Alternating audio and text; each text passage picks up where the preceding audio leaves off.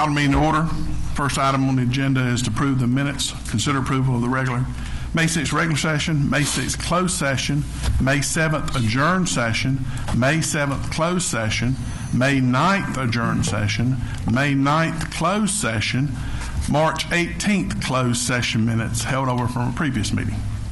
Move approval. Second. Motion by Councilmember Townsend, second by Councilmember Hall. Further discussion? All those in favor say aye. Aye. Those opposed, motion carries. Next are our public hearings. The first public hearing we have is a public hearing on the proposed fiscal year 1920 City of Albemarle budget. This is an open public hearing. Anyone who cares to speak for or against, please come forward.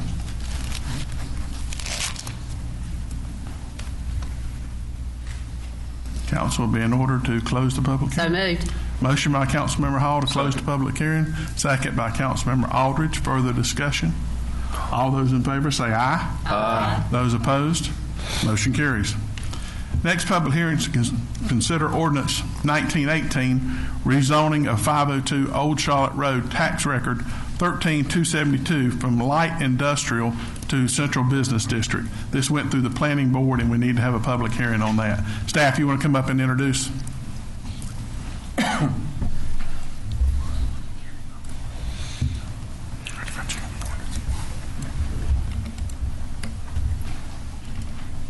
This was a privately sponsored text amendment.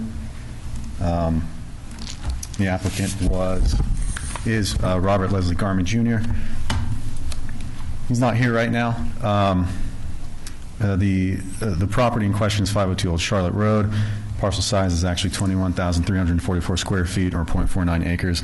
This was actually a recombination plat, and it is magically not up.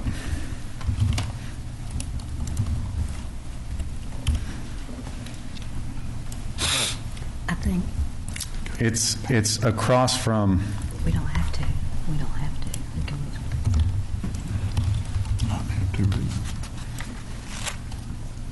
It's across from 502 Old Charlotte, if you're familiar with it, and it is an expansion of an existing property. The reason why Mr. Garman actually proposed to do the rezoning was because he was not able to meet setback requirements per the zoning ordinance, and the recommendation was that he goes from central business district to from light industrial district to central business district, which actually works quite well for that property in question. I will show you exactly where the aerials are.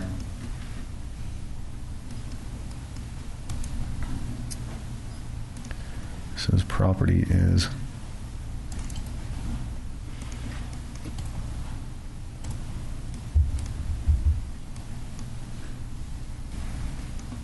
right here. This is it. As you can see, it's kind of peculiar in the fact that there are two parcels. This was actually recently recombined for Mr. Garman through our department. Mr. Garman has every intention of actually increasing the building footprint and putting it out further over here. And the current requirements for light industrial district would require that the building be 30 feet from Railroad Street, and that he couldn't meet that condition, so he's actually going for a rezoning from light industrial CBD, privately sponsored text amendment.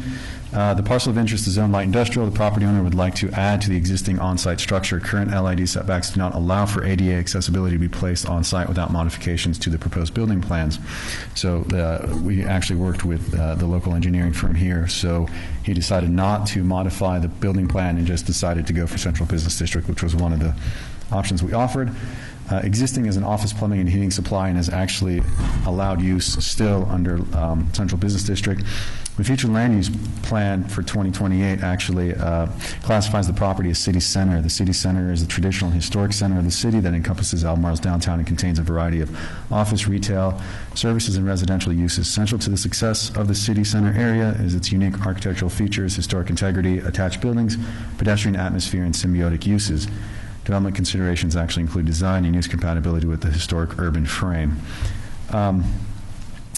Really, given the current zoning, the proposed parcel use under the future land use plan, and the uses of proximate parcels, there are merits for the proposed rezoning to be congruous with the city's future land use plan. It's very close to Central Business District. It might actually be in Mr. Garman's interest in the future, as he owns the majority of properties in the area, to rezone large portions of that to Central Business District, as it allows for multiple uses. And currently, light industrial is more limiting.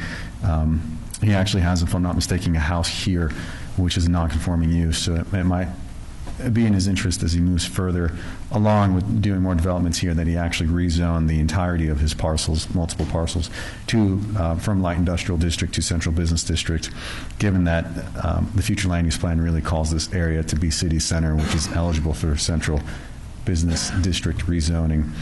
The hearing was heard May 2nd, and Planning and Zoning Board actually voted 9-0 to adopt the following consistency statement and to recommend approval of the rezoning request from LID to Central Business District.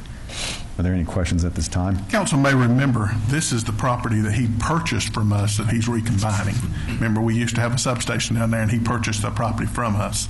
That substation you see is no longer there, and right behind the existing building that he has highlighted is a new building that has been built too that doesn't show in this old of a photo. I was looking at that. It said North Light Industrial, East Light Industrial, West Light Industrial, South Central. Yeah. That doesn't seem to make sense to me. He owns this parcel as well. That's Central Business. Central Business. I'm not familiar with the history of this. He may have came in and actually voluntarily asked for a rezoning in this area. And to be quite honest, it's important to note that under North Carolina law, spot zoning is actually acceptable, but in this instance, you can see the wave of Central Business District slowly creeping towards Old Charlotte, which is acceptable under the city center. So I think this is a reasonable assumption to make. A lot of uses around here are certainly industrial, but our Central Business District zone has so many uses. If I'm not mistaken, off the top of my head, you're looking at 96 uses, and that's excluding conditional uses. So it is very compatible with industrial uses, believe it or not. Central Business encompasses so many uses, from residential all the way to certain industrial. So I think really it would make sense eventually that it consumes this area if Mr. Garman is interested in it, as he does have an existing single-family residence here and he has more of his business around here. So any other questions or further clarification? Property in question, though, tonight, Yeah. before us, is right here. So the GIS isn't up to date on this, but it's two parcels right now showing on GIS, but it's actually recombined at this point in time. And again, the only reason why he's coming here is because the proposed site plan is actually upstairs, and I didn't bring it with me, but his new building addition is not insignificant. It's quite significant, and it would go somewhere like this is the requirement for the setback from the property line, and he just couldn't meet it. And instead of modifying the site plan, we sat down and spoke with Chambers Engineering, Sam Smith, and another representative, and we gave him options for rezoning or modifying the existing site plan, and the rezoning was a simpler process. And honestly, rezoning from LID to CBD is probably better, given the fact that the scope of uses and what he could do with his property in the future just expands exponentially. Gotcha. Yeah. And the fact that the rest of it's still light industrial is okay? Yeah, I think it's okay. There are certain conditions that, like I said, going back to the legality of spot zoning, it is legal in North Carolina as certain criteria are met, and we believe in this instance that those criteria are met. And I really think, give it 10 to 20 maybe, and you will probably see 10 to 20 years. I know that's a lot in the future, but I wouldn't be shocked if Central Business starts consuming a lot more of this area. This is a public hearing. Anyone care to speak for or against, please come forward. May the public hearing be closed. Motion by Councilmember Hall to close the public hearing. Second. Second by Councilmember Hughes. Further discussion? All those in favor say aye. Aye. Those opposed? Motion carries. Consider ordinance 1918. So moved. Motion by Councilmember Hall to pass ordinance 1918. Second. With a consistency statement. I will need you to read that, please. The Albemarle City Council finds the action to amend the city's zoning map 502 Old Charlotte Road from zone LID Light Industrial to CBD Central Business District to be consistent with the adopted 2028 plan. 2028 land use plan calls for city center on the parcel of interest. The city's CBD zone will assist the parcel of interest reach its intended goal of mixed use is appropriate for downtown areas of municipalities. I have a second by Councilmember Whitley. Further discussion? All those in favor say aye. Aye. Those opposed? Motion carries. Council, going back to the budget, we have to pass that on 2 readings. You can do one tonight and the second at the June 10th, or you can delay it and schedule a special meeting. Your choice. Let's go ahead and do one. Entertain a motion then to I'll move pass it, yeah. 1916. Motion by Councilmember Bramlett to pass ordinance 1916. Second by Councilmember Louder. Further discussion? 2 questions that I have that were left open from my many pages of notes from budget hearing. Just wondering if, Kevin, if the issue with our COG, if that has been rectified moving forward. The current year has been rectified. The current year issue has been rectified. The one moving forward, we don't have a quote for next year from the COG. So they will be updating and providing a quote, and then if necessary, we can get competing quotes as well. But the current year issue has been taken care of. And the current year then that we're in, we're only paying what we agreed to pay. Is that correct? That's our understanding after a phone call last week. Okay. Well, that was my understanding from their point. Yeah. We showed them some documentation, and, Okay. and they acknowledged that that's what was said. Okay. The second question I had that I had put in my planner for tonight was I have in my planner, and this might not be what we were asking for, but this was my reminder, that we would have a quote from the fire department downtown. And I think the quote was not for the fire department, but just an overall, and that's what I have on there, and about what it would take to even just Stabilize. That's right. So We do not have that quote yet. I can tell you that our city maintenance took me down there and we walked through the building. All the places that have the mold is something we will have to tear out regardless. It is the drop ceiling and all the insulation along the bottom of the roof. All of that will have to come out regardless of what we do down there. That'll have to come out. Now, there is not a quote yet. We will have to still get that. And it was on my notes moving forward. Right. Because us not doing something is doing something, and just thank you. Further discussion? I'll entertain them. Oh, I've already got the motion. All in favor say aye. Aye. Those opposed?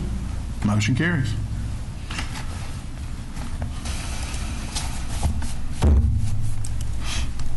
Agenda adjustments, we need to add a closed session at the end of the agenda. So moved. Motion by Councilmember Hall, second by Councilmember Bramlett. Further discussion? All those in favor say aye. Aye. Those opposed? Motion carries. Under announced delegation, Ms. Holland Lawson, Salisbury Alumni Chapter of the Delta Sigma Theta sorority. Come on forward, please. Come up to the microphone and sure, yes. I don't know about these Tennessee colors. That's red. That's orange, isn't it? Chris, that's red. That's not orange. That's red. That's right. That is orange. That looks more like an Alabama color than it does Tennessee. That's red. Right. That's red as it gets. That's Yes, that's Georgia or state. Let's go ahead and see state. And the rest of state.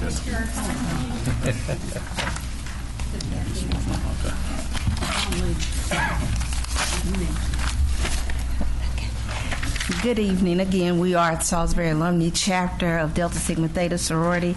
Our chapter currently services the Rowan and Stanley counties. So we are here today for Delta Day, the city of Albemarle. Our legislative agenda for our statement of purpose is Delta Sigma Theta Sorority Incorporated is a not-for-profit organization of college-educated women committed to the constructive development of its members and to public service with a primary focus on the Black community. Since its founding, more than 300,000 women have joined the organization. The sorority currently has 900 collegiate and alumni chapters worldwide. The state of North Carolina is home to 62 of the sorority's collegiate and alumni chapter. The major programs of the sorority are based upon the organization's 5-point programmatic thrust: economic development, educational development, international awareness and involvement, physical and mental health, and political awareness and involvement. The principal purposes and aims of Delta are to engage in cultural, educational, and service activities, and to establish, maintain, and encourage cultural, intellectual, and moral standards. As a service organization, Delta creates initiatives, partners, collaborates, and supports organizations aimed at maximizing political awareness and involvement through education and advocacy to empower communities. Good evening, Mayor Michaels. I just want to send greetings on behalf of our chapter. We celebrated Delta Days at the nation's capital in D.C. You were very supportive of us with our North Carolina Delta State meeting. We gave you a copy of our souvenir book. You were very supportive, and we want to thank you this evening for your support of our organization. We had Divine 9-Day at the North Carolina General Assembly on May the 15th. We were honored to have a 1-hour meeting with Senator Carl Ford. We had a very productive meeting with him, and we went over some of our issues. Again, we're nonpartisan, and we back issues, not individuals. And some of the issues that were on our legislative agenda that you have before you this evening includes education, and there's a couple of bills that we're supporting. And for the sake of time, we're just going to go through our 5 issues: economic reform, sensible gun reform, Medicaid expansion, which we had an extensive conversation with Senator Ford on that topic, and the 2020 census. So these are the issues that our organization support. We're happy to be here. We cover Rowan and Stanley counties. We are celebrating 106 years of public service, and we thank you this evening for listening to our cause. Thank you. Council, we have on, somebody else to speak? No. Council, we have on our agenda a proclamation, and I'm going to ask Ms. Hall to read that proclamation and then ask you to adopt it. So, no, mine's okay now. Sometimes the screen, I don't know if my screen's the only screen that goes bad or not, but right now, if I may mess up. Whereas, proclamation, City of Albemarle. Oh, thank you. He's got the one that he's already signed, so I know that I see it. City of Albemarle proclamation. Whereas Delta Sigma Theta Sorority, Inc. celebrates 106 years of public service. Delta Sigma Theta Sorority was founded on the campus of Howard University on January 13, 1913 by 22 collegiate members. The private, not-for-profit organization of Delta Sigma Theta provides programs and services to assist and support communities with a focus on the disadvantaged. Whereas locally, the Salisbury Alumni Chapter of DSTS, Inc. was established in 1947 as Beta Kappa Chapter, a mixed membership of both collegians on the Livingstone College campus and graduate members living in the Salisbury Rowan community. Whereas in 1952, the second chapter, Salisbury Alumni Chapter, was chartered for graduate members living in Rowan and Stanley counties. Whereas all Delta programs and services are under the umbrella of Delta Sigma Theta's 5-point programmatic thrust: economic development, educational development, international awareness, physical and mental health, and political awareness and involvement. Whereas over the past 72 years, SAC has been committed to the mission of DST, Inc. by influencing the debate on public policy and social issues, creating opportunities for higher quality education through the provision of annual scholarships and innovative youth development programs, and stimulating economic growth through partnerships serving Rowan and Stanley counties. Whereas our local activities and programs include financial fortitude workshops and the Delta Challenge, Home Ownership Initiative, the Delta Academy, Delta Gyms, growing and empowering myself successfully, Embody, empowering males to build opportunities and developing independence, Jabberwock Kitty Cotillion, and annual Delta scholarships to Rowan and Stanley County High School students, World AIDS Day, Samaritan's Purse, healthy lifestyle, total woman, mind, body, and spirit, Delta Days in the nation's capital, and Delta Day at the North Carolina General Assembly, and local voter registration drives. Whereas the Salisbury Alumni Chapter of Delta Sigma Theta Sorority, Inc. has played an integral part in the community's history in celebrating 72 years of service to the lasting legacy of civic contributions and servant leadership that it has provided to our community. Now, therefore, I, Ronnie Michael, Mayor of the City of Albemarle, North Carolina, do hereby proclaim May 20th, 2019 as Delta Day with the City of Albemarle, North Carolina, and call upon the people of Albemarle to recognize the special day and celebrate the special day with the members of the Salisbury Alumni Chapter, Delta Sigma Theta Sorority, Inc. Signed right now by the mayor. Council, I will. Council, I will entertain a motion to approve. So moved. Motion by Councilmember Townsend. Second. Second by Councilmember Aldridge. Further discussion? Yes. I thought that was a good thing till I saw this. I don't like a lot of stuff on this thing. These are issues, calling for master's pay for teachers who get master's degrees and get paid for teachers teaching in areas that they didn't have their degree in. I don't think we ought to pay for a master's degree unless it's in your field of expertise.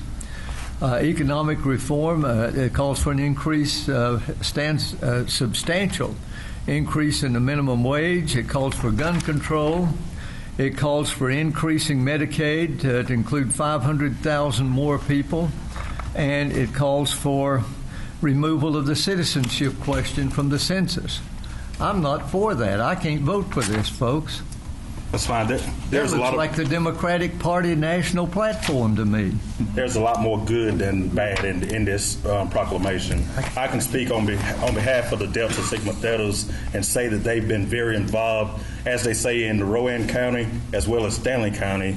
Actually, I know for a fact that they participated in several community functions, the Women's March, and more specifically, over the past several years, they've awarded numerous Stanley County high school seniors with scholarships. Actually, my daughter last year was a recipient of one of their many scholarships. I think the Delta Sigma Theta organization have always been an outstanding civic or sorority throughout the nation, not only just North Carolina and Stanley County. And I wholeheartedly support their proclamation. I don't doubt that at all. I don't doubt their motivations and that sort of thing. But I don't. If I vote for this, I'm supporting this, and I can't do it, Dexter. Call for the question. Yeah. All those in favor say aye. Aye. Those opposed? No.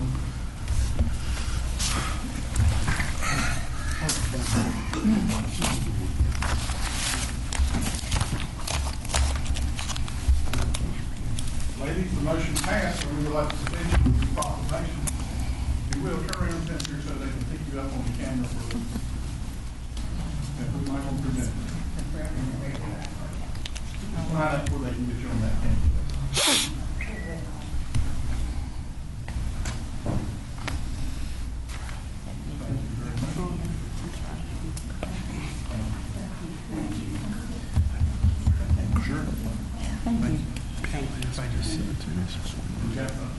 What?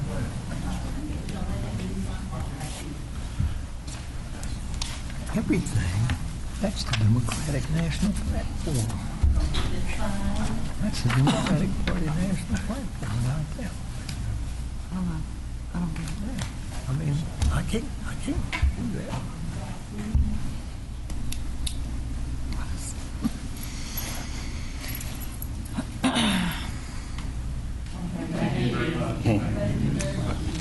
Thank you, ladies. Thank you. Appreciate it. Thank you.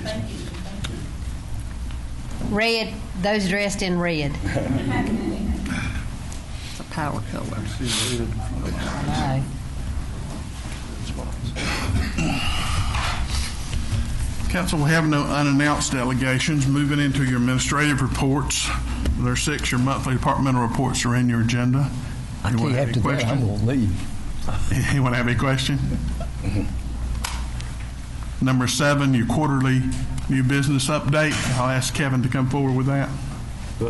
What did I miss from Mr. Please Brinkley? explain to them. He'll be back. Oh, okay. He is actually in charge of the moon rock for a presentation. He's got to go get it out of the safe for the program, and he'll be back.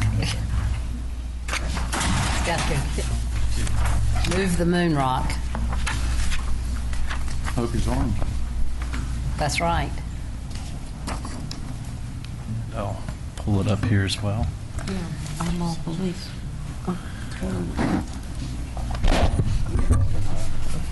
Okay. About the same as every quarter we've done so far. We've got a update of new businesses that have moved and or expanded based on our records through our coordination forms that we receive at the city level.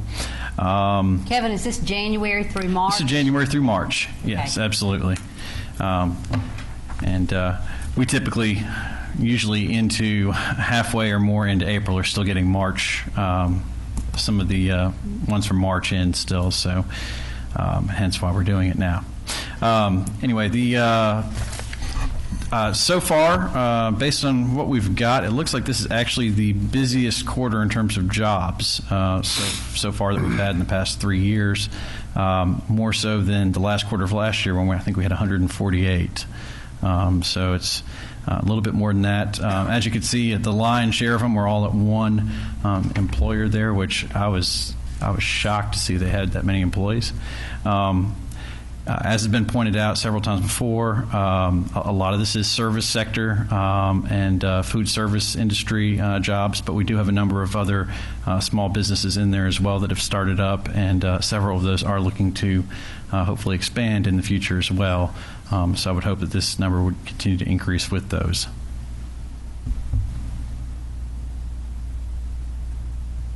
Council have any questions about any of the individual businesses? And that number at Chick-fil-A probably is even higher now. That number's what? Higher probably now. Yeah, he actually said he was looking to. He said he was looking to increase that even more. So, Kevin, by chance, does Sujay's, were they able to resolve their issues? I think they had to appear before some organization last week about allowing picnic tables or something. yeah, there weren't any issues with them actually opening up, though. That was something that could have been done concurrently with opening. It was just a matter of just a minor approval for downtown with that. So. And they are opening next week. They're opening next week. That's May right. 31st, Yeah, I think. that's right. Well, I think it's the 31st. Yeah, Right. yeah. Okay. Further questions? Kevin, thank you, and thank you for all the staff for working with these to make them the easiest process as possible. Consent agenda, number 8, ordinance 1919. Move approval of the consent agenda. Motion by Councilmember Hall, Second. second by Councilmember Louder. Further discussion? All those in favor say aye. Aye. Those opposed, motion carries. Number 9, we held this open for last month, and we may need to this month unless somebody has somebody to speak with. I had one to talk with and have not been able to get a hold of him yet due to some health issues. And I did speak with Mr. Alexander's daughter, Okay. and she spoke with him about it. And he said, and thanks to Sean, because Sean helped get me to her, he said, reluctantly take him off anything that he might still be on because, he is 90-plus years old. But so we do have, that will be a vacancy as well. Council, then we have 2 vacancies. One, I guess, is going to be a second council member, if council so chooses. Dexter is the one representative, and Troy was on there as a council member, and this council chose to let him continue to serve. So we need another council member to step up if they don't see an issue with their timing. They only meet 1 or 2 times a year. I need a second council member that would be willing to take that position. Where do the meetings take place, Mayor? They meet at the fire department. Fire department. I don't. Mr. Aldridge is, said he would accept it if that's council's wishes. So moved. Motion by Councilmember Hall to appoint Councilmember Aldridge. Sorry. Second by Councilmember Whitley. Further discussion? All those in favor say aye. Aye. Those opposed? Motion carries. I will try to keep reaching out the one that somebody had asked me to talk to and see if they're going to be interested. Maybe we can do something at the next meeting. If anyone else has a name, please bring it forward, and we'll talk about it also next meeting. Just question, Sean, you have any reason to believe that you will need that insurance commissioner appointee nomination or name before June? We'll just need to get the appointment as soon as, or your recommendation as soon as possible. Right. If it's after June 1st, then someone will need to draft a letter to the insurance commissioner presenting that person to him as the recommendation for him to appoint. So there are more steps Right. once council makes the decision as to who the person will Right. be. And we've got, at least I have somebody in mind, and I've told the mayor to contact that person, but like you said, he's not been able to get in touch with him yet, so.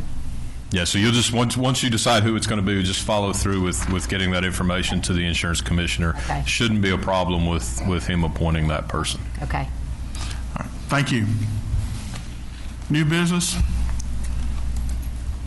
Council has in your agenda, we need to consider a resolution setting a public hearing for June 10th to consider the financing for construction of the police headquarters building project. In your agenda, you also saw a proposal from the bank.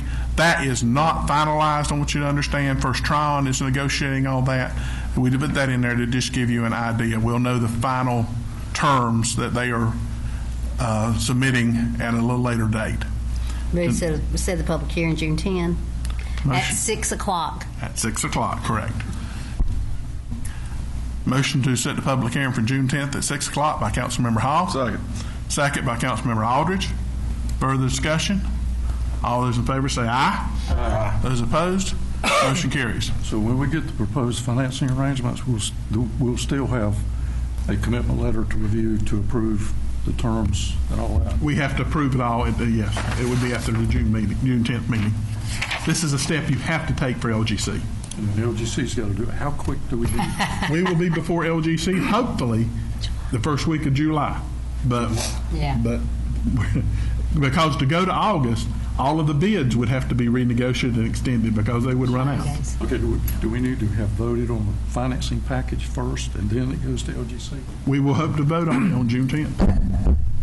Okay. So we may have it before then. If We may have something we can send you before Yes, then, that's what I'm yes. saying. We may have it to read. Would it be a benefit to have a called meeting to do that? I mean, in terms of time? I don't know. I'm asking. Well, you talking about setting a call meeting for a public hearing?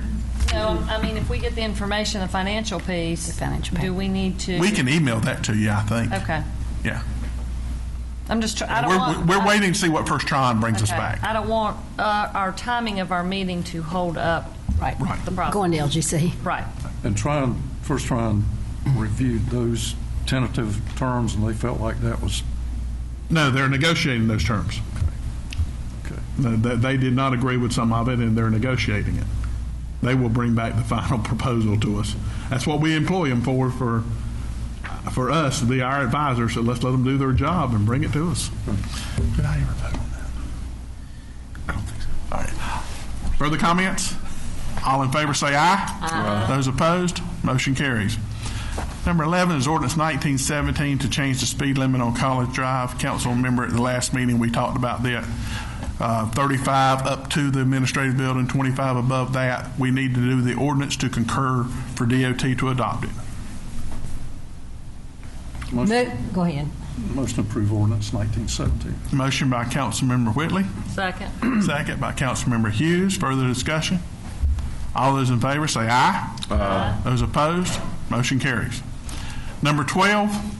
Consider approval of the Department of Public Housing Fiscal Year 2019 Agency Plan Annual Update. Cedric?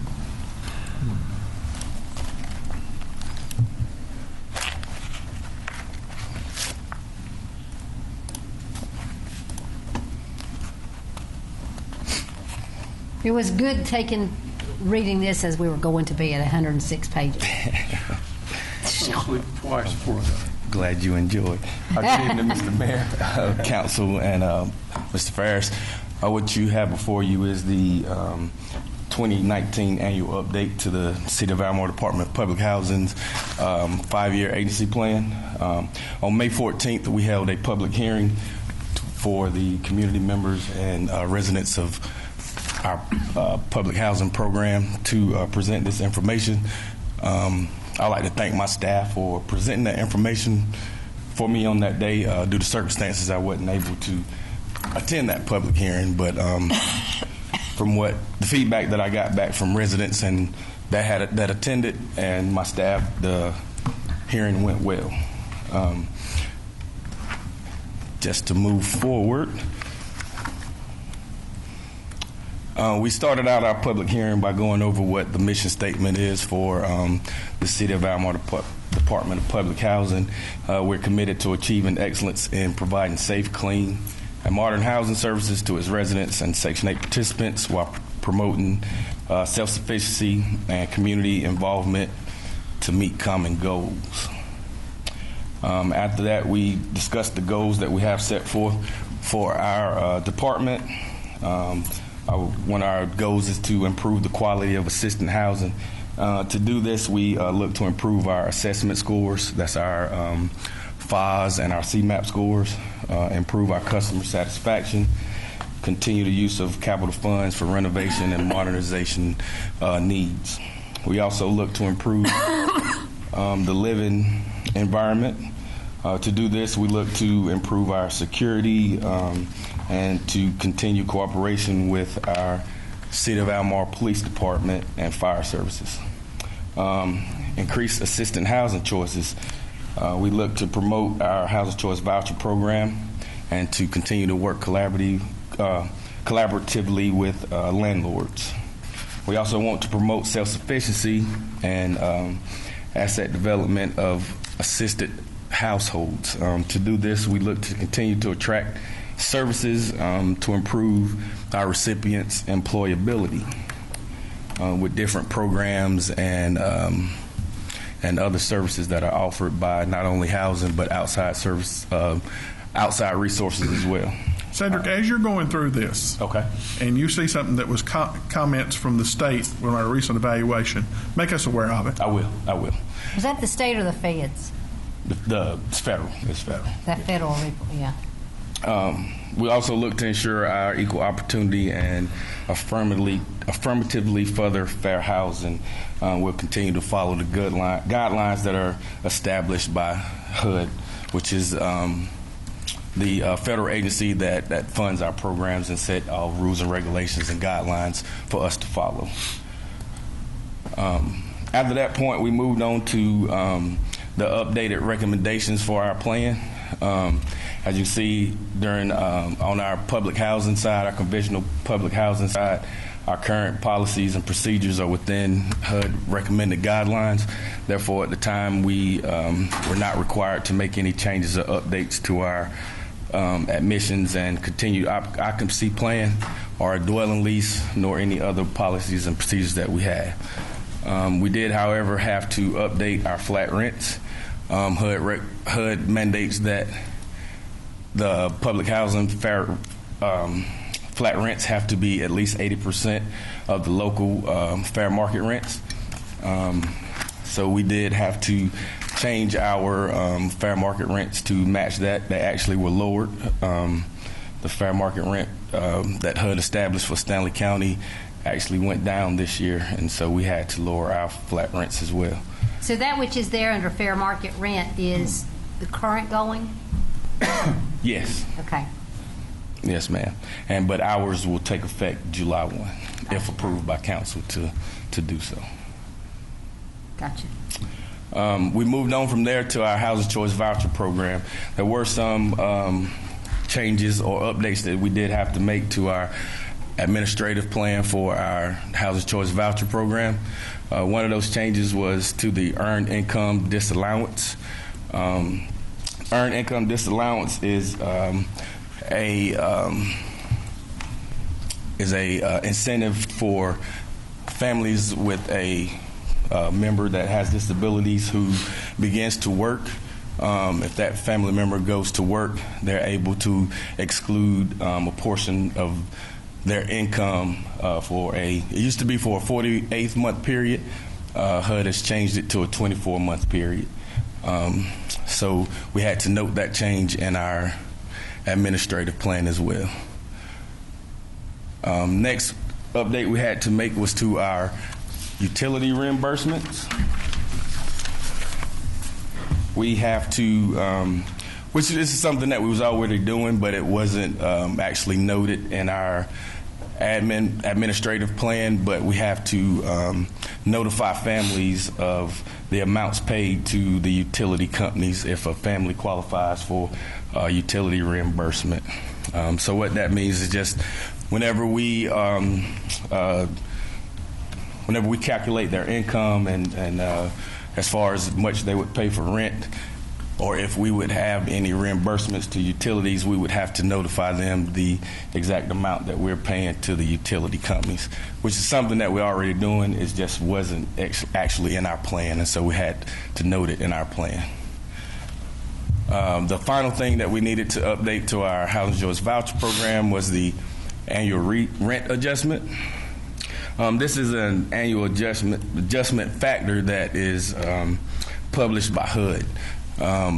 They no longer are they're no longer publishing a adjustment factor, so therefore we had to take it out of our consideration for when a landlord is requesting a increase in amounts of rent paid to them. That used to be a factor that we had. So they can no longer request something during the year? How does that work? They can request. There's three factors to how much of an increase a landlord could receive. One of those requests was factors is the annual adjustment rate, and also the fair market rent and the rent reasonableness. So we would take the lower of those three factors of his request to see what we could actually would be allowable to raise his request to. So, but that came out, and so now the only factors we have is rent reasonableness and the fair market rent, as far as how much a landlord can request for an increase in rent amounts paid.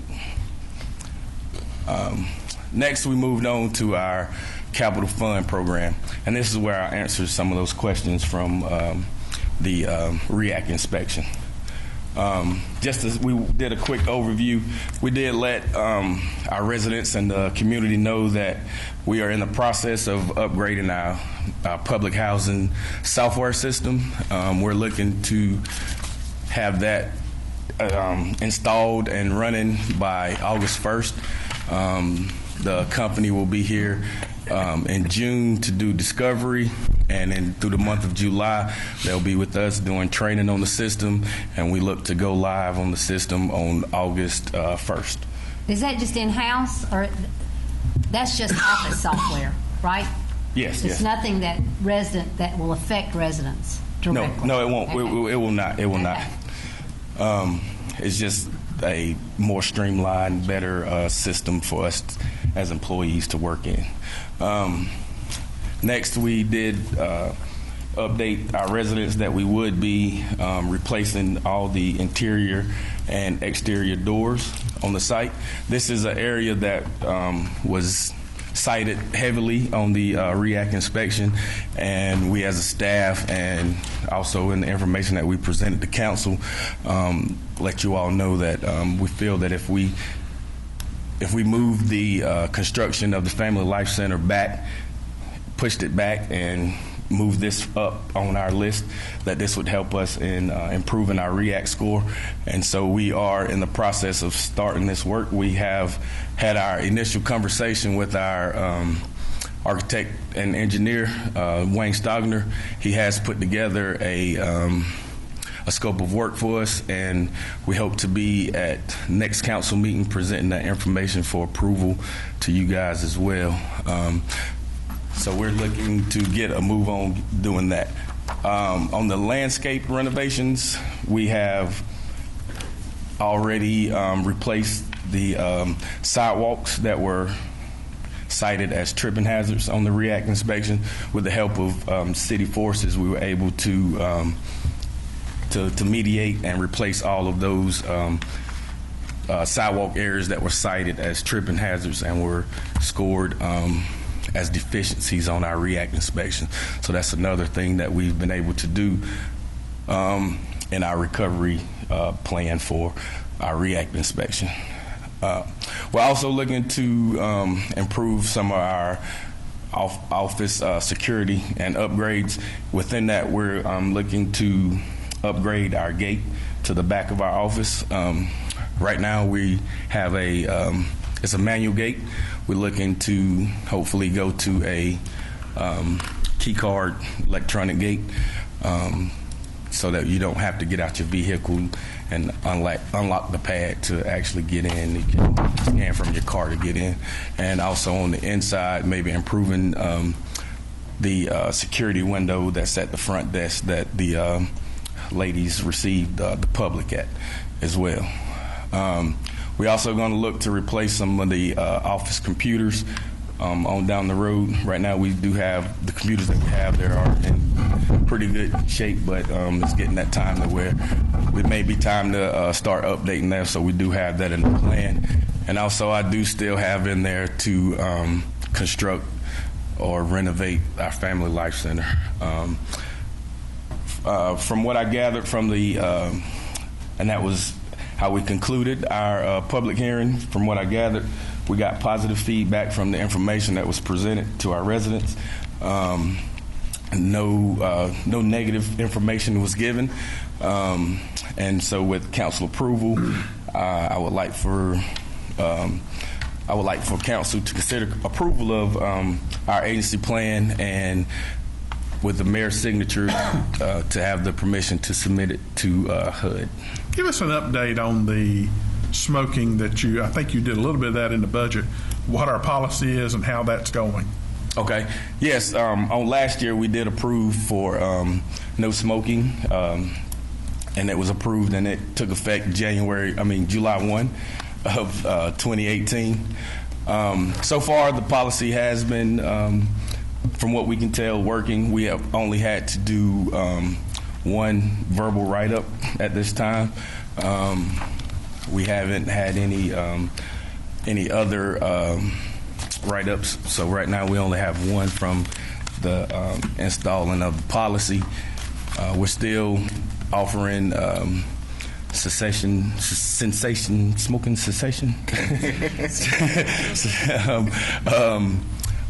information, and so we do have that information, and with the local health department, some avenues to help residents who want to quit smoking to quit smoking.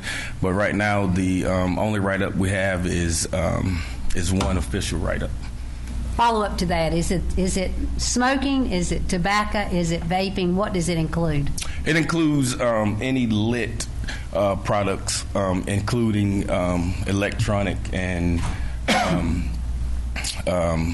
those delivery devices as well. Vaping. Yes, all of that is included. Anything that put out smoke or even vapor is included in that. But not tobacco, not chewing tobacco. Not chewing tobacco or anything like that hasn't been included yet. Two other follow-ups.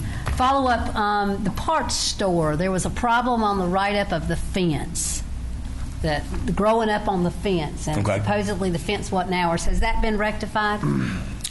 We have had some companies to come in and do some looking at our fences to see what we can do. As far as the overgrowth that is on our fence, we began to spray the overgrowth that is on our side. We have been looking at actually moving our fences up from the property line so that we can get behind it. Right now, we met last week. Last week we met with a fencing company to get some numbers on how much that would cost to actually move it, to move the fences. Okay. I thought we were going to contact the people on the other side of the fence to see what they would do about helping us keep it clean. Or was I dreaming something, guys? No, that's right. I remember they weren't very cooperative. I knew they weren't very cooperative, but I thought we were going to follow up with it. Help me. Is that right? Yes. That's correct. Yeah, I haven't been in contact with the I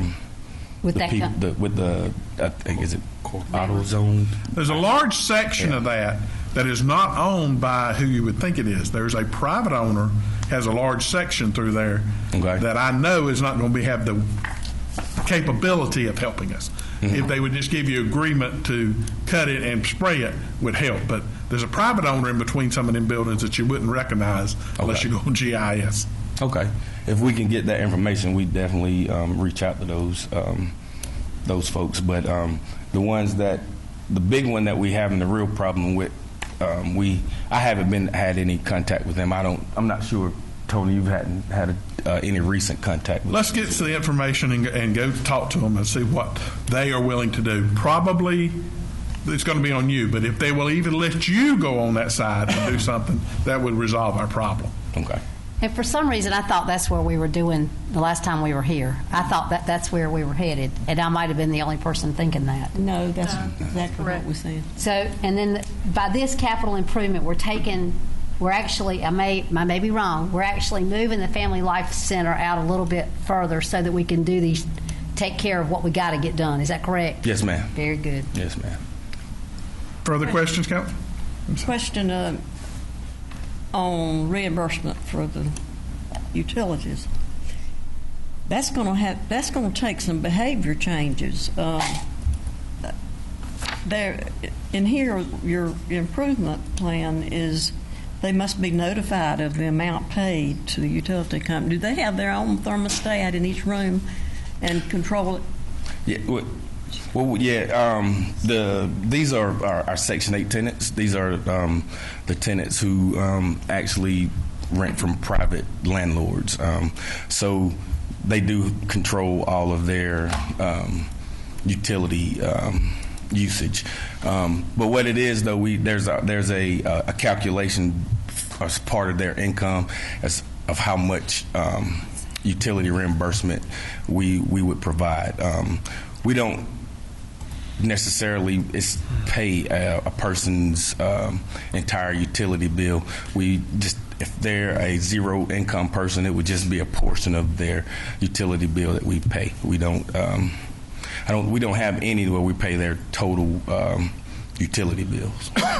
Well, this says the family must be notified of the amount paid. Right. But it doesn't say anything about any restrictions. And again, that's just some wording that had to be added to our administrative plan. As far as restriction and how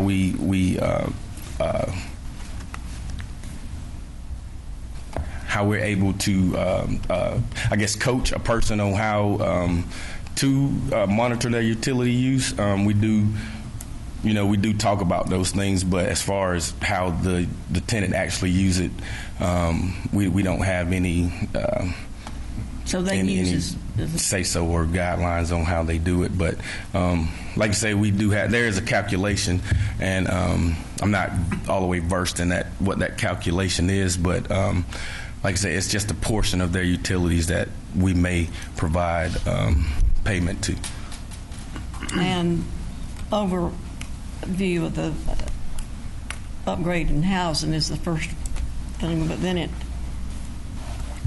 throws in replace the interior and exterior doors.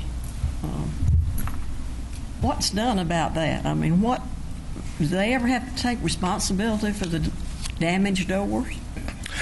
If it's something above normal wear and tear, then the resident would be charged for any damage that's done. But if it's just normal wear and tear, then it's on housing to take care of fixing those situations. I've never had a door to go bad on me. There's no restrictions in about you replace them. You're getting ready to replace them. Right.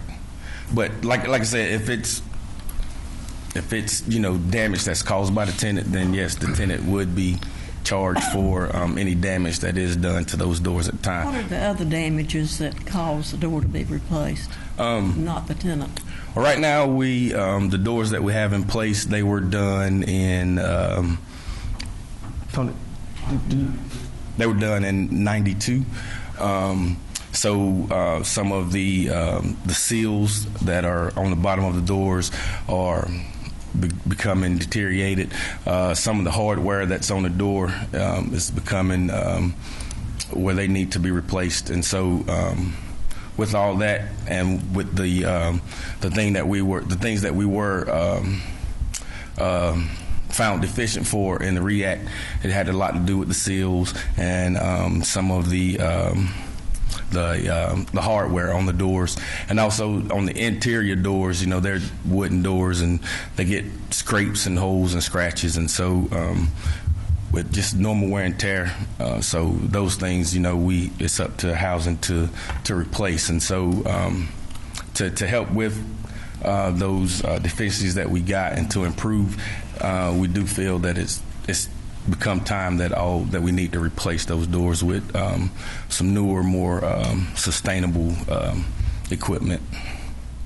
Okay. Are you going solid doors everywhere this time? As far as the interior, yeah, we did say with solid doors. Yeah. Mm-hmm.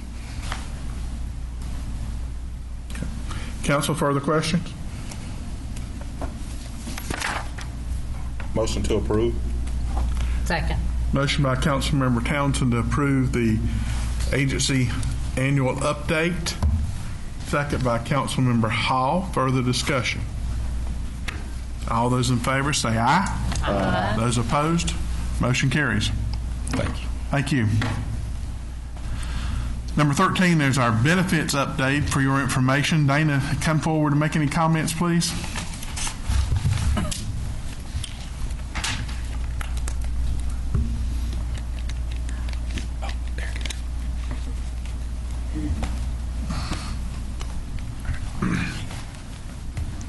Yay. Good evening. I just wanted to provide an update to council on some key dates that we have coming up from a benefits perspective, and then let you know the approach we're taking to benefits over the next year or so. You should have this in your packet. We're very excited, my staff and I, to be providing a health fair at the employee cookout coming out this Wednesday. Atrium developed the flyer. I thought it was quite unique that they came up with taking the first step, because this is our first approach toward wellness, and we're very excited to be providing that to the employees. I've had several employees stop me and say they're excited as well, so that's a good thing. Following that, on the week of June 3rd through the 7th, that's going to be our medical open enrollment, and so I just wanted to bring that to council's attention. We're continuing right now with things as is and going to be evaluating programs over the next year. So we are staying with Blue Cross Blue Shield as our provider. We did put it out to several different providers, but they came back with the best quote, so we'll be maintaining that. So during this period of June 3rd through the 7th, this will be, if people have changes to make on the medical side, this will be their opportunity, their once-a-year opportunity to make any changes they have to health insurance. If that impacts their flexible spending accounts, they can change that at the same time. But it's not for most of the benefits, and most employees we anticipate will have no change. But just wanted to bring that to your attention. We'll have information available about that at the health fair, and then we'll offer individual scheduling and maybe a few meetings, but it should be pretty low key. Also, NFP is our current benefits broker, and they are developing for us a booklet, like a one-stop booklet that summarizes all our benefits, and that should be available for the medical open enrollment period. But this should be a pretty low-key event. Down at the bottom of your page, you'll see some of our key goals for benefits over the next year or so, and these goals are really to make the benefits process. We want to provide simplicity, convenience, and also personalization, because right now we don't have options. We simply offer a PPO, and we'd like to look at other things that might be for the millennial generation, those that have families, just providing some options there. One of the first things we want to do is see if we can move that benefits enrollment process online, so that people can have conversations with their families and make good decisions. And we've been looking at both of our existing brokers have enrollment systems that could be available to us free of charge, and we've already begun to see demonstrations of those systems. This would give people access to information throughout the year, give them education. You can even embed videos within those systems, so it would give them help them make an informed decision. And they can do this at home, right? So it's not like we're taking them off the job to have to attend meetings. So it gives them options for thinking through what's available to them. We do want to look at possibly moving all benefits to one enrollment period. Right now we have two. We have this one here, which is kind of awkward, and then we have at the end of the year, we'll have an open enrollment for everything else. So we're looking at the impact of that and which way it makes the most sense for us to go long term. Because I talked to several directors and employees, and they're like, this is confusing, right? Why are you giving me this twice? And most places, definitely in the private sector, only do it once a year. We do want to look at adding some additional medical options in calendar year 2020. Currently, all we have is that PPO. We would like to consider some type of high deductible plan that might be a lower cost option in your paycheck, but also allow us to better control our benefits spend. So that's just something that's on the table that we're looking at. And within any plan, we want to offer some type of wellness incentive discount. And with wellness, we're looking at just more ongoing education. We've already started our monthly wellness newsletter that kind of comes in the middle of the month, and we're looking at adding wellness activities, increasing visibility of our EAP. We've got a safety assessment that we're going to do coming up in the summer, and we just really want to focus on overall quality of life so that people understand the true value that the city is providing. I think we're going to offer the life scan and encourage our employees to do that, but not require them. That is They correct. could still go to their regular doctor and do their annual physical at their regular doctor and be covered by our Blue Cross and Blue Shield. Yes. But they could not do them both, correct? We would not allow them to do two annual physicals. Correct. Right. Okay. That's correct. Wanted to confirm. So, July 1, June 30th, okay? What happens to the person that August 1st goes in for their annual physical, okay? Do our employees know about this life scan yet? No, because we haven't scheduled the logistics of it. We're thinking through that right now. See, So we I'm have not saying, advertised that at all. How could they do that? Right. Because they won't know, most folks, besides the fire department, they have no idea what this clue. is. No. And it is so thorough, okay? It is so thorough, much more thorough than, I mean, I know if I were to have any of our 40 firemen out here or such, they would say it's much more thorough than any physical they have ever received. Right. So, I mean, those folks, they may do one, they may have an August one, but they may want this. I don't think we hold it back from them if they want to do it. Because, because folks, if they're on that annual, having a physical in August, and this, I'm not going to micromanage, but I don't want to withhold it if a person really wants to do it. I hope all of them will do it. Well, I'm saying what I heard was either or, either a physical or do this, either an annual physical with their doctor or do this life scan. I think the convenience of the life scan alone and us bringing it to them will really drive usage, because a lot of us are guilty of foregoing that annual physical simply because I have to step away from working out of my day-to-day to do it, and I don't do it like I should. So I think this is going to be a great option for them. I think what I'm trying to get across is if they do one in August, they should not be, if they do an annual physical in August, that if they want to do October, they still need to be able to do October. I don't think Atrium will pay for both of them. Atrium's not paying for Atrium's not paying. Atrium's not Yeah, paying. this will be paid out of our reserves. It's out, and it's a whole different amount of money. So we can talk through that as we do the logistics. I just wanted to make you aware that it is on the table. Further questions? Question for our next meeting, if at all possible. And I don't know if this is you or if this is Michael or who it is. I'd like to have in front of us our current tobacco use, strike that, current smoking and or tobacco, whatever the policy is, whatever it addresses, in the city with employees and on city property. Now, again, I don't know if it's you or Michael. If we just have it just to read Just through the it. policy, sure. That's right. That's not a problem. Thank you. Okay. Further comments? Is this life scan done through the hospital? No, it is not. Who does it? What's the name of the... I don't have the information for the name of the company. You know the name of the company, You John? recall? It's life scan. Life Scan Wellness. The fire department has traditionally used it for all their firemen, but we would obviously get a slimmed down version of that and not do the extensive tests that are required for them. Further comments? Thank you. Thank you. Council number 14 is a request from the Stanley Community College for assistance with the sidewalk installation. You will remember we got this very similar request when the cosmetology building was built, and we helped to add the sidewalk and did a few more things on that. This is only a request for the sidewalk. We do the labor, and they will pay for the materials. Are you still on the board, Mr.? I need a motion to excuse Mr. Bramlett. Excuse Mr. Bramlett. I'm all for it, though. I just want Councilmember Hall made a motion to excuse Mr. Bramlett. Second by Councilmember Aldridge. Further discussion? All those in favor say aye. Aye. Those opposed? Do we, go ahead. Motion carries. But do we need to move Martha too, because her husband's on the board? I would say no, because she gets no personal benefit from it. Okay. I just want to be You transparent. think so, yes, David? I think perception. I move that Martha be removed from, be excused. Motion by Councilmember Hall to remove Councilmember Hughes. Remove her. Second by Councilmember Aldridge. Further discussion? All those in favor say aye. Aye. Those opposed, motion carries.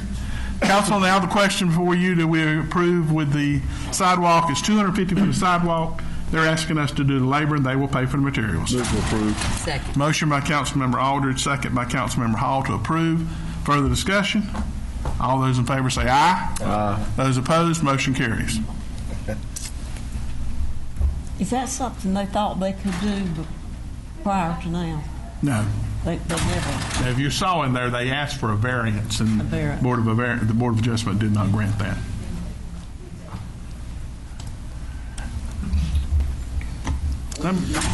Number 15, it was approved. Number 15, consider road closure for the Moonlight 5K. They're asking to close Spate Road during the running event. This is several years in a row they've done this. Move to approve. Motion by Councilmember Aldridge. Second. Second by Councilmember Whitley. Further discussion? Have they always done midnight? They've always done this night race. Sure have. Roll with them, Cheryl. What? No. I can't run after 11:30. All those in favor say aye. Those opposed, motion carries. Number 16 is a reminder, the management team cookout for city employees, retirees will be this Wednesday, May the 22nd. Sean, this is your last meeting, correct? Yes, sir. I'm going to give you the opportunity to say anything you would like, but I will also say on behalf of us, thank you for 30 years, and we're so appreciative of what you've done, and we'll actually hate to see you leave. I'll echo those words. You can still send those fruit bars up anytime. I'm just moving positions in the city, so I'll still be a downtown business merchant, and I'll be there to support that. So thank you for yielding the microphone to me. As it's been tradition here lately, as we've lost department heads, I've really been thinking about what I wanted to say, and I think two words for me are just sum it up, and that is to say thank you.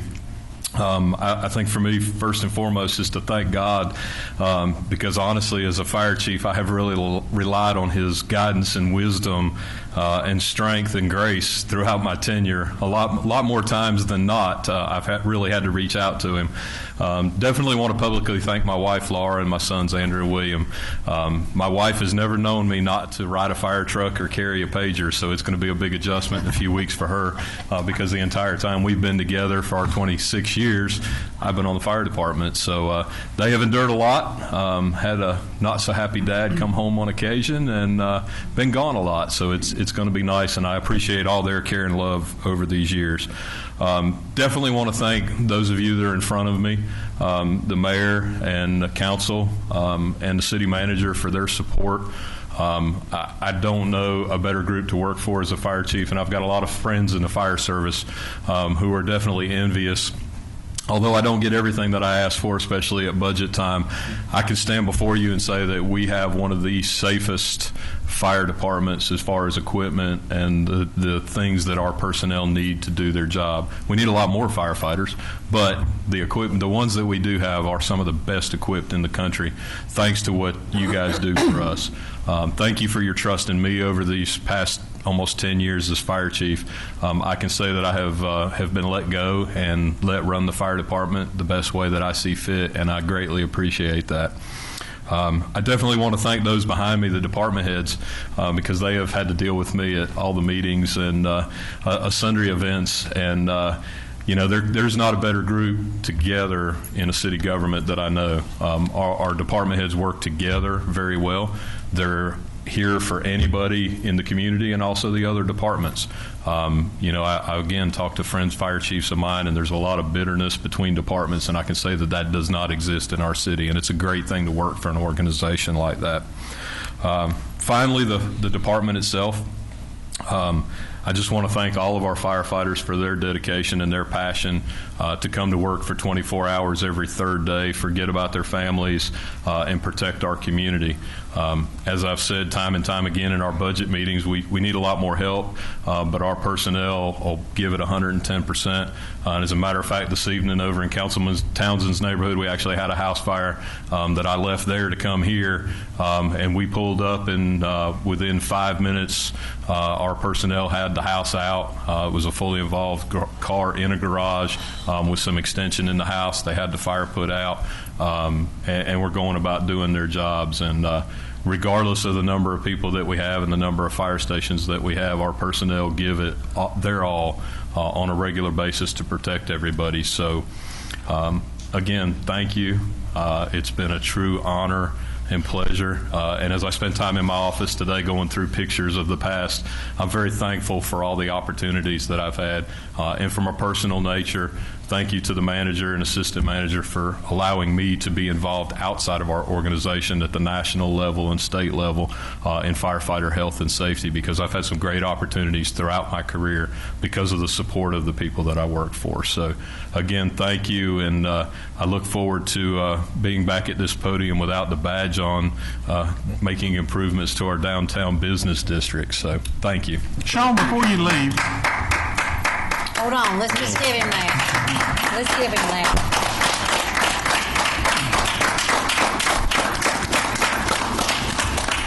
Before you leave, I believe this is a tradition with your family. You want to make a couple comments on how many of your family members have been? It actually is. I'm a third-generation firefighter. My grandfather was a call firefighter in Massachusetts. My dad's a retired firefighter out of Fairfax County, Virginia. So for me, it hasn't been a question what I was going to do for a living. As the smallest kid, I knew I was going in the fire department, and I'm fortunate that my oldest son, Andrew, or our oldest son, Andrew, is an engineer for the city of Concord Fire Department, where he's been for going on 4 years now, and our youngest is finishing up his associate's degree at Central Piedmont in fire protection, moving to Western Carolina and studying emergency management and disaster, and plans to pursue the family biz as well. So very proud moment to have the fire service in our family and to be given the opportunity. So thank you. Well, thank you and all your family for what you've done. And we look forward to seeing what you bring forward for the business. I'm going to get on the Pfeiffer train. Okay. Come June 1st. The Pfeiffer train, yay. He told me that I could come work and cut cookies, but I would not last very long, he said. Moving around the table, Mr. Ferris. Thank you, Mayor. Just one item. After the 2018 municipal elections, as everyone knows, those that were either newly elected to this city council or re-elected had to take training within, I think, maybe 1 year's time of their election or re-election.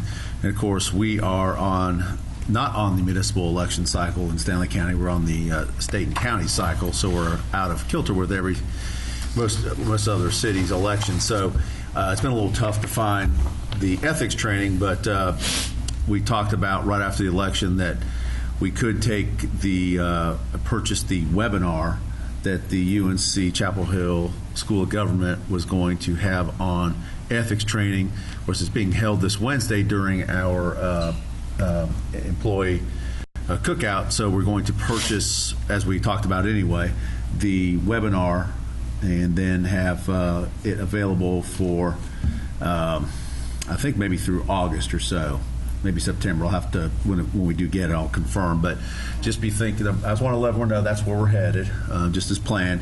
And then also, at some point, we'll want to have a date that council wants to come watch the webinar, and during that process, there's a way, and again, I don't know exactly how it works just yet, but that you all will receive your ethics certification, and it'll be official, and be able to be on file with the state as required. So that's where we are.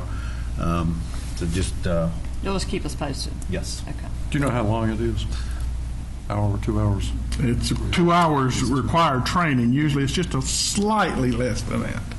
We could do it in conjunction with another meeting, possibly.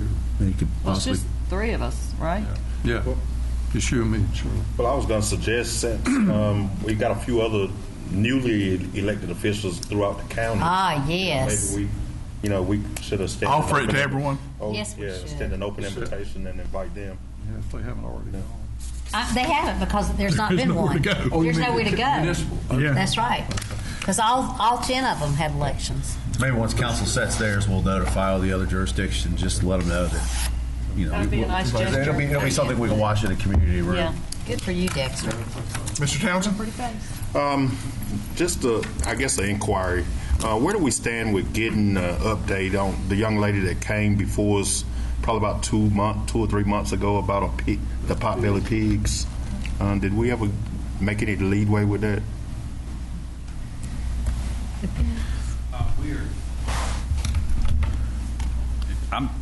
Staff's pretty comfortable in what we've got in the what is allowed by statute now and what we have in the ordinance, but I know that some members of the board of council were not. So we're looking into that, but we haven't heard anything back from School of Government or anything on it at this time. So Have we provided the young lady with any kind of feedback? Let her know we're still working on it, or? no, I have not at this time. No, we'll be happy to. All right. Okay. Thanks. And last, I think at our last, I don't remember if it was a budget meeting or open council meeting, we had some discussion about possibly the CVB controlling like a events calendar. Me and Councilmember Hughes, we met with the CVB, and they already have what they call an events calendar. If different nonprofit agencies and stuff would forward that information to Chris Lambert, he can start incorporating that into the calendar. And then also they said that they don't think that the CVB is linked to our website or anything. They would encourage like other municipalities and stuff to link the CVB or whatever to their websites or whatever. But anyhow, you can go to even if you don't do that, you can send him the information for whatever events that you got going on, and he'll incorporate that event with a hyperlink onto the CVB calendar, so that you can kind of have one place to find out what's going on throughout Stanley County. Okay. That's it. Sounds good. Ms. Hughes? Just wondered, Mark, did you have an opportunity to find out my question with regards to the downtown businesses and who you've seen, or with regards to the Pfeiffer train that we're discussing earlier? Okay. Got some information on it.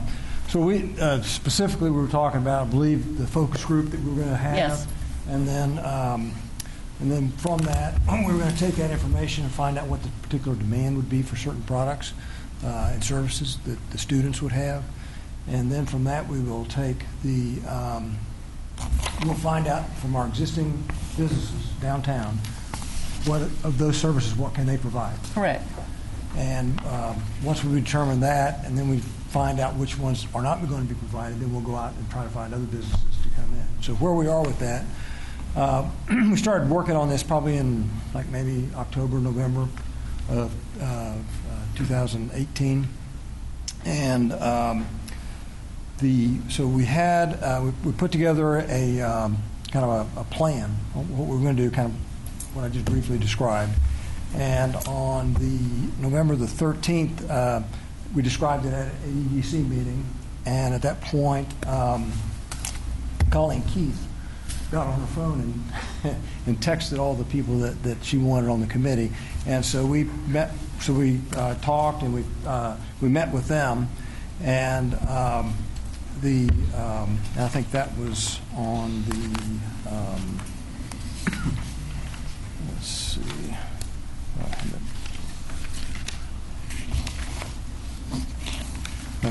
we've met with them. We had a meeting with them over at Pfeiffer, and Ron Lafitte.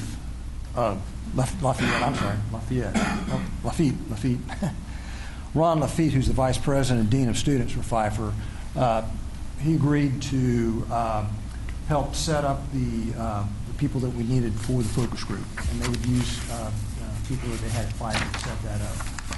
And so he's in the process of doing that. They had a break over the summer. He said that Bob, in August, that he'll try to get back with that, set those focus groups up, and then they'll bring in the students. They don't have any students right now. They'll bring in the students and they'll go through the focus group process.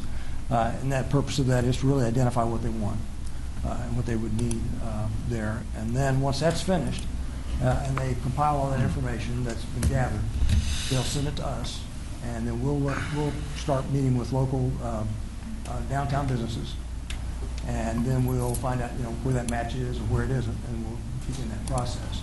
And I don't know if y'all probably know this, but I always thought it was kind of fascinating. There's about 77 businesses downtown. Can you talk into that? Oh, I'm sorry. There you go. Oh, I apologize. I Yeah. can't hear. Yeah, that's all right. I apologize. There's 77 businesses downtown, which I thought was a pretty good amount, that provide a whole bunch of different services. But that's pretty much. So at this point, we're probably not much is going to occur until August when the students come back, and then they'll start the That's focus correct. groups. Did he indicate how long he thought? My concern is that the students will start coming next year, 2020, August. 2020. Well, the goal was June of 2020. Realistically, I think that's going to be a little later than that. I don't think they can get the building ready by then. Okay. I just want us to be as ready as we can with products and services that they'll want. And so once you get those, let's say you get 15, 20 businesses, so to speak, that they would like to have downtown. Is the process then to, I guess, take a committee and divide and conquer the 77 businesses that are downtown and meet with those and say, hey, you currently have this, the students would like to have this, Correct. or some of these other things on the list, are your allow interests? Allow them if they want to. They can maybe add to what they currently Correct. sell that may be compatible with what they currently sell. So so that's the process. And then when we can't fill those needs, Right. that's when we'll try to attract other businesses. Okay, and can retail strategies assist us in the ones that perhaps nobody downtown really maybe either can do, wants to do? Is that something they can assist us with in obtaining some of those maybe? They don't traditionally work with the smaller businesses. Okay. They have, and over time I've asked them that question, and they've agreed to kind of help with that. All right. But that's not their real. These are more mom and pops is what we're talking about. If it's a chain organization, I think they could help us. Right. Okay. A But mom if and it's pop, more- I don't think they could. And most businesses downtown are going to be Right. mom and pop. And that's what we would prefer. Right. I mean, if we can get that. Okay. Right. Okay. Thank you. I just kind of wanted to know where things were. Thank you. Anything further? That's it for me. Mr. Aldridge? No, sir, nothing. Ms. Hall? 3 things tomorrow. No, Wednesday night at Central Auditorium, they're showing a movie night. The Bumblebee, is that it? Bumblebee. Okay, so Paul's right there. That information needs to go to the CBB to get on their calendar so we can get it out there to the public. Just In the future, it's too late. It's too late for this but I mean, stuff. that's what we need to get on the calendar. Go ahead. Sorry. That's okay. Thursday night, Market Station. Thursday night, Market Station, Salisbury Swing Band. So, again, if you don't have something to do or fussing about, there's nothing to do in Albemarle every Thursday night between now and the middle of July. And Treetop Challenge pushed out a little bit further. Is that what you think? 1st of June? They're saying. Okay, so that will be soon. I'm hoping that City Council will join us. And the last thing, and I don't want to lose this, I want this to be, I don't know if it's something we do this summer, but I still want us to look at naming the Central Auditorium. I think we got to do that, and we need to do that. And I don't know the appropriate way to do it, but we really have still got to do that. So I don't want to lose that. Mr. Whitley? Nothing. I'll pass. Mr. Bramlett? I don't like 6-1 votes, particularly when I tend to be, more often than not, the one. But just, I must say this, though, that I'm very disappointed that council has taken a position in so many issues that I disagree with. And so many of the citizens of Albemarle, I think, would be overwhelmingly opposed to most of these issues that are here. Number two, Chief Doolan, thank you for the help the police department has given us with our Moon Rock display. They've helped us take that thing to the bank and get it from the bank every morning and back every night, and that's been a requirement from NASA. We had to arrange for that sort of thing before NASA would let us have it. The Pfeiffer train, Pfeiffer needs some money, big time money, and a bunch of us are meeting every Monday trying to come up with ways of raising that money. We need to raise at least $7 million. We are well over $1 million right now, and I want my colleagues to know I've made sure that every time the numbers come up, the city's contribution, essentially the tune of $500,000, is included in that. I want them to be very much aware of that. Just anecdotally, today we were right in the middle of a meeting, and a gentleman that I had called last night didn't get to talk to him. I just told him to call me today, and he happened to call me right in the middle of that meeting and said he'd be bringing up a check for $100,000 this week, and he would come up with what they could do on a 5-year basis from now on. I think we're going to be able to raise that money. Good for you. We are having a tremendous response from all over the county and from some places outside the county in our efforts to do that. But Pfeiffer needs $1.2 million almost immediately to help pay the costs of the staff until the school actually opens. So that's why we're asking for the people we're approaching. We're asking them for immediate money and then a 5-year pledge, working on the $7 million on a 5-year pledge. So we need to come up with that. But I can tell you, it is very gratifying when we approach people about this. They seem to be very much in sync with us, and I think we're going to be able to do it. Thank you. That's all. Well, just to clarify, Mr. Brennan, what you said, the city did not put $500,000 into the project as cash, right. But we did do several things, in-kind services. We didn't oppose or try to obtain a grant that we had actually endorsed them getting. So I just want to clarify that we did not put $500,000 cash in it. Thank you. Ms. Louder? Oh, I agree with Chris. Although I didn't vote that way, I had not read the handout. Did it come tonight? Yes, that's what she handed out to us. That's what I thought. I think probably we need to get handouts before the meeting and somebody go over them. I believe these women are people that we want to be able to agree with on what they're doing, because they're doing so many good things. But some of the things on this paper probably are not something that they really want. And maybe somebody needs to sit down and make so that they make recommendations. And I think that's all we could ask of them, to make recommendations of things that several of us don't go along with. I agree. The part I thought that we agreed with them is what they're doing locally. Actually, and everything that's they've true. done locally was something that we would endorse in the city. Yeah. Now, what the national chapter does on the federal level, I don't think we are endorsing that. I think we're endorsing what the local chapter did and does here in Stanley County. Well, it comes down from the top. The local people have to follow the national guidelines. Well, this paper says Delta Day, the city of Albemarle, North Carolina.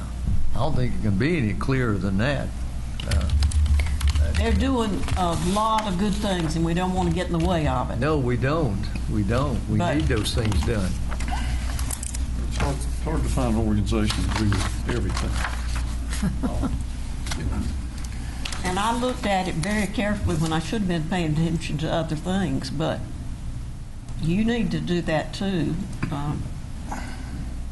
Can I have, maybe I need a point of clarification. My understanding, the vote was for the proclamation. Yeah, We're not that's it, voting yes. on what their guidelines or what they're saying is coming down from their national. Right.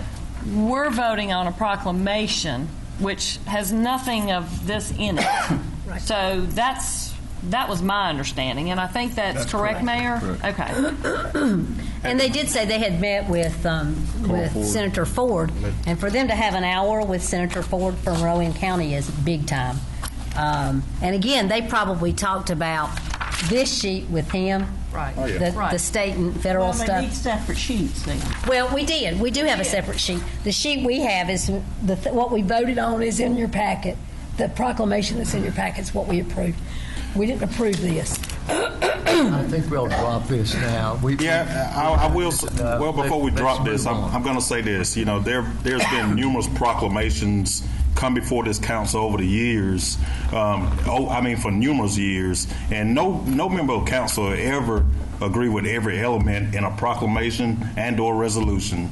You know, I just find it somewhat disturbing when organizations, especially it bothers me when it's an organization of color that comes before this city of Albemarle and been to numerous other municipalities and never endure such comments.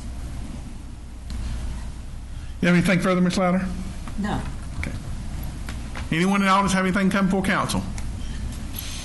I'll entertain a motion that we go into closed session pursuant to North Carolina General Statute 143-1811, A, 1, 5, and 6, to prevent disclosure of information that is privileged or confidential pursuant to the law of this state, real estate, and to discuss personnel. So moved.